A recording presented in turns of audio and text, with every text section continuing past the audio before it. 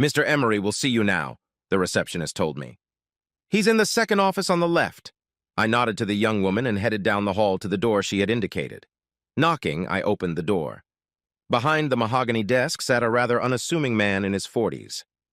Mr. Jackson, I'm Mark Emery, the attorney you recently hired. Please have a seat and we'll discuss your rather unusual situation. I pushed said chair away from the table, sat down, and waited for him to continue. I have reviewed the information you have provided us. I need to review it and ask a few questions to make sure I have everything I need to successfully handle your case. I nodded, and he continued. On March 10th of this year, you received $3.6 million from Ajax International.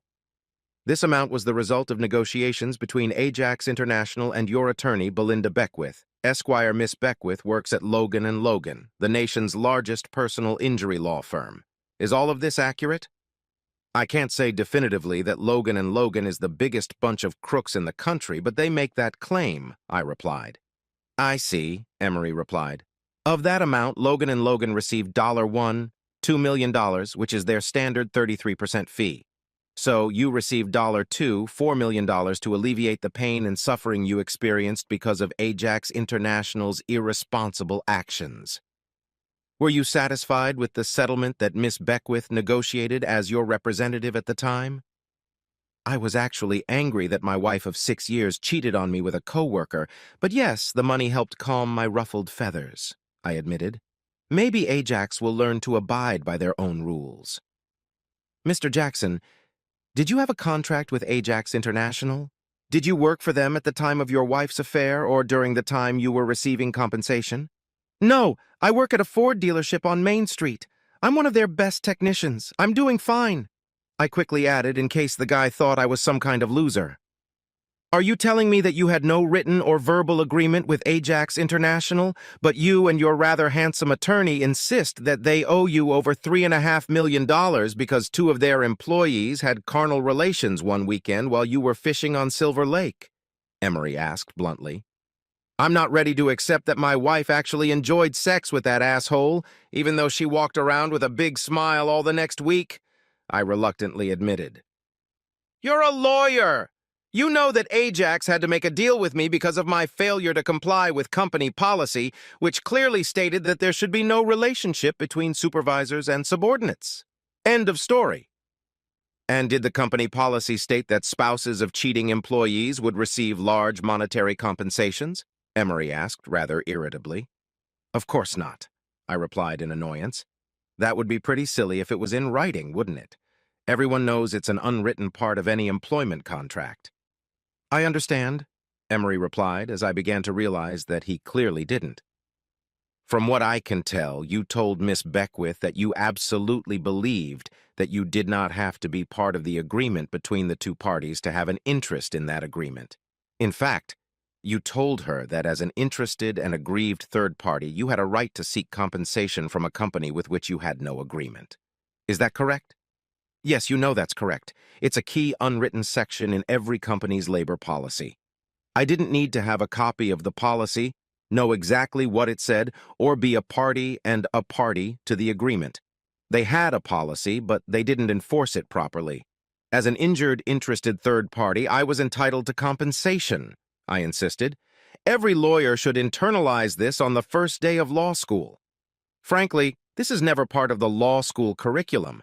It's more like what law students discuss between classes and at parties, Emery informed me. It has become common knowledge that companies large and small are always paying injured third parties for things that never involve those third parties, Emery finally agreed. Do you think these huge multinational companies specifically hire lawyers to draft policies that make them liable for unfaithful spouses who work for them? Wouldn't that be incredibly stupid? Yeah, that's the dumbest thing ever, I agreed. You'd think they'd figure out how not to pay for just such a situation. If they can't find a lawyer to write a policy that excludes third-party payouts, they should just not have a policy. That would save the companies a lot of money. Bingo! Proclaimed my not-so-smart barrister. You've just opened a real can of worms. Have you ever seen a movie called The Matrix? I think you're getting sidetracked, I suggested.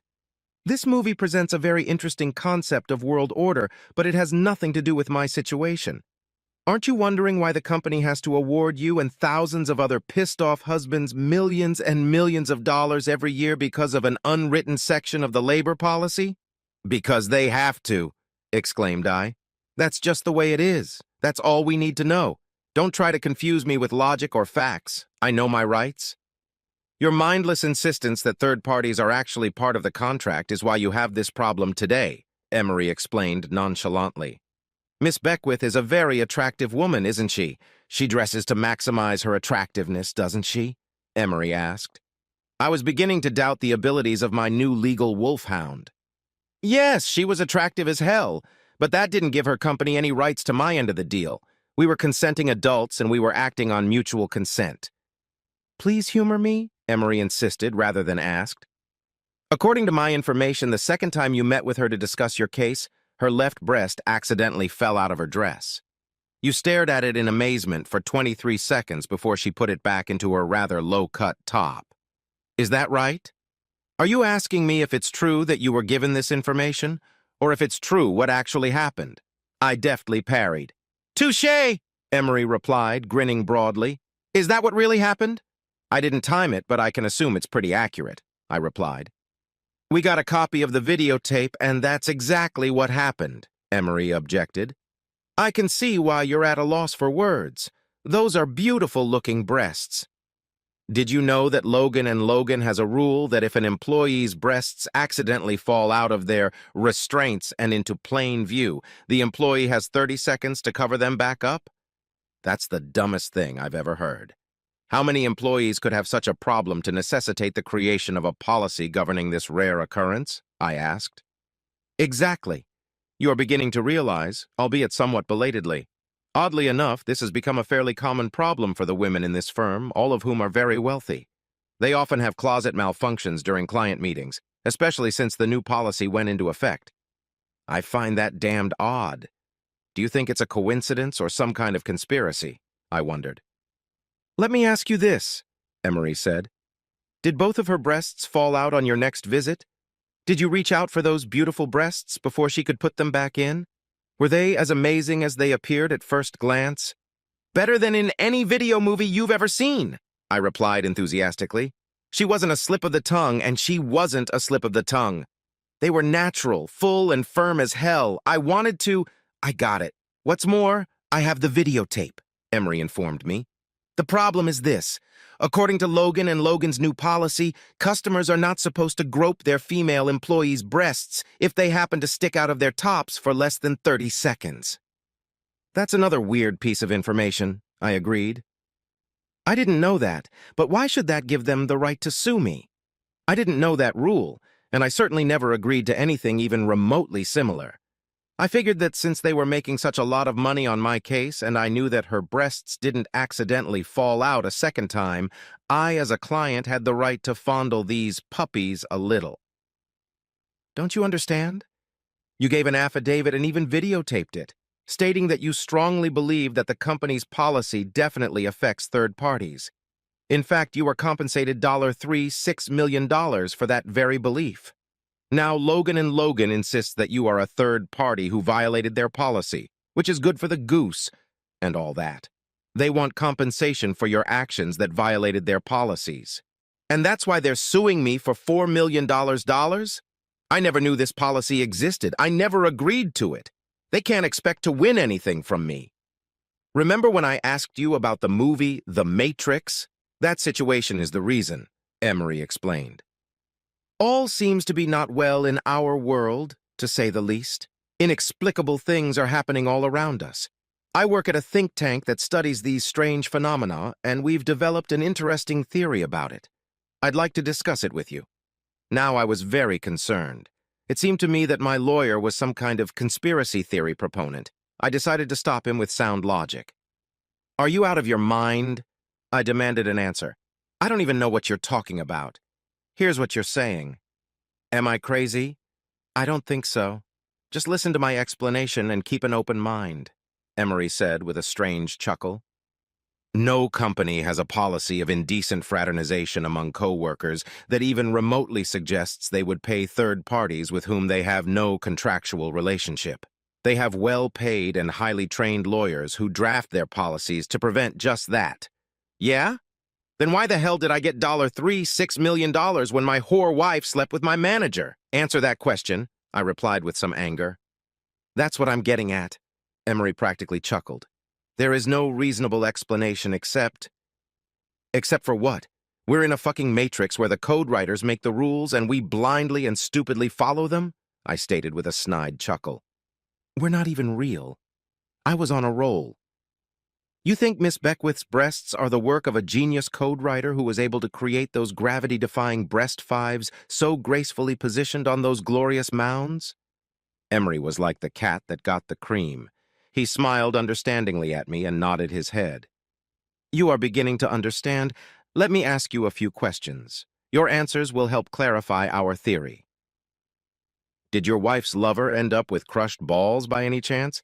Did the police question you?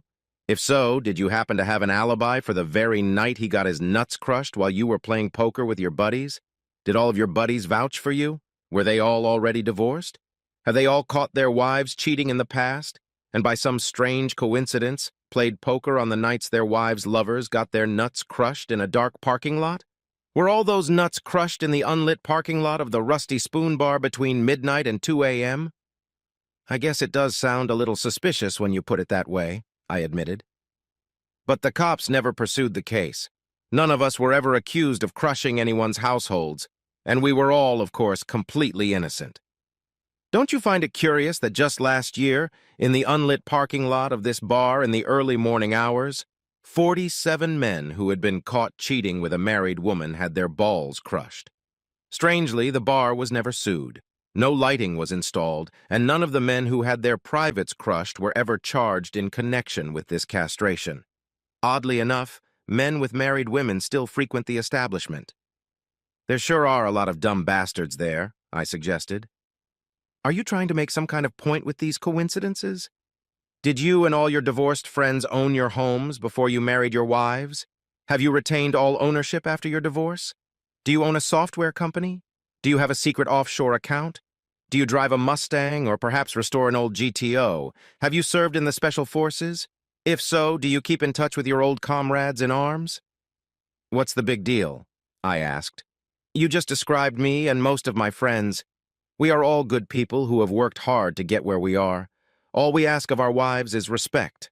When we don't get it, we demand justice. I tried to sound confident, but this damn guy was getting on my nerves.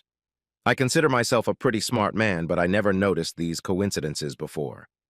The laws of physics were still in effect, but I began to wonder about the laws of the Earth and why so many similar situations, decisions, and problems were happening to me and my friends.